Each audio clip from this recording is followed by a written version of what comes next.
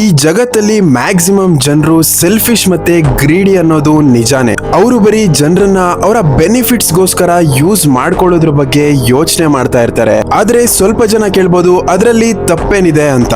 ಇದು ಲಾ number 2, the law of ನಾರ್ಸಿಸಿಸಮ್. ನಿಮ್ಮನ್ನ ಜನರು ವ್ಯಾಲ್ಯೂ ಮಾಡಬೇಕು, ರೆಸ್ಪೆಕ್ಟ್ ಮಾಡಬೇಕು ಅಂದ್ರೆ ಜನರಿಂದ ನಿಮಗೆ ಏನ್ ಉಪಯೋಗ ಆಗುತ್ತೆ ಅನ್ನೋ ದೃಷ್ಟಿನ ಬದಲಾಯಿಸಬೇಕು. ಸೆಲ್ಫ್ ಲವ್ಡ್ ಮತ್ತೆ ಸೆಲ್ಫಿಶ್ ಆಗೋದು ತಪ್ಪಲ್ಲ, ಆದ್ರೆ ಒಂದು ಲಿಮಿಟೇಷನ್ ಇರಬೇಕು. ಆದ್ರೆ ಲಿಮಿಟ್ ಕ್ರಾಸ್ ಮಾಡಿದ್ರೆ ಇದು ನಿಮಗೆ ತುಂಬಾ ಪ್ರಾಬ್ಲಮ್ಸ್ ನ ಕ್ರಿಯೇಟ್ ಮಾಡುತ್ತೆ. ಫಾರ್ ಎಕ್ಸಾಂಪಲ್, ನಿಮ್ಮ ಫ್ರೆಂಡ್ ನಿಮ್ಮ ಹತ್ರ ಏನಾದ್ರೂ ಕೆಲಸ ಇದ್ದಾಗ ಮಾತ್ರ ಮಾತಾಡ್ತಾನೆ, ಮತ್ತೆ ಆ ಕೆಲಸ ಆದ್ಮೇಲೆ ನಿಮ್ಮನ್ನ ಮರ್ತೋಗ್ತಾನೆ ಅಂದ್ರೆ ಆಗ ನೀವು ಅವನ ಕೆಲಸ ಕೂಡ ಮಾಡಲ್ಲ, ಮತ್ತೆ ಅವನನ್ನ ರೆಸ್ಪೆಕ್ಟ್ ಕೂಡ ಮಾಡಲ್ಲ.